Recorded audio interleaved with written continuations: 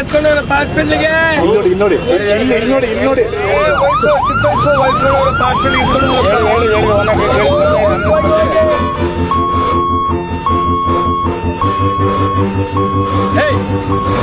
ಜನ ನೀವು ಸಾಯ್ತಾ ಬಿದ್ದಿದ್ದಾನೆ, ಇಲ್ಲಿ ಎಲ್ಲ ಫೋಟೋ ತಗೊಂಡಿದ್ದೀರಾ?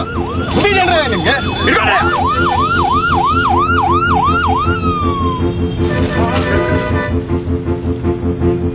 ಅವ್ರೇನೋ ಹೇಳ್ತಾರೆ, ನಾನ್ ಕಾಲೇಜ್ ಬಿಟ್ಟು ನಾಳೆ ಸ್ಟೇಷನ್, ಕೋರ್ಟ್, ಕಚೇರಿಯಲ್ಲಿ ಬೇಕು.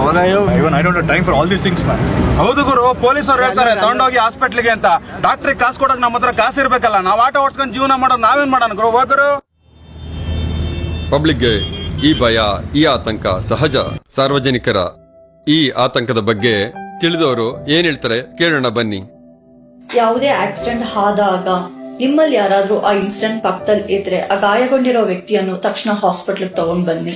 ಇದನ್ನ ಗೋಲ್ಡನ್ ಅವರ್ ಅಂತ ಹೇಳ್ತಾರೆ. ರಸ್ತೆ ಅಪಘಾತಗಳಲ್ಲಿ ಗಾಯಾಳುವನ್ನ ಆಸ್ಪತ್ರೆಗೆ ಸಾಗಿಸ್ತಕ್ಕಂಥ ಪರೋಪಕಾರಿಯಿಂದ ಡಾಕ್ಟರ್ಗಳು ಯಾವುದೇ ರೀತಿಯ ಹಣಕಾಸು ವಿಚಾರದಲ್ಲಿ ಮಾತಾಡುವಂತೆ ಇಲ್ಲ.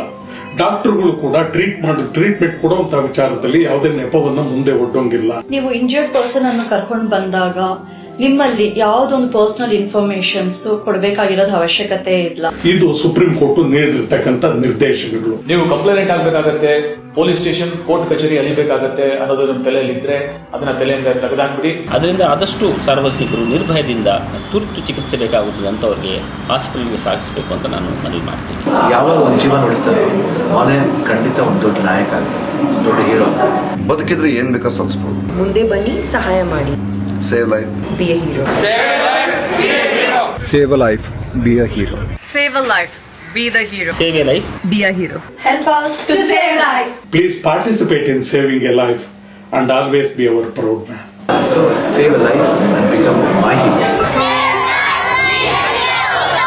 So save a life and be a hero.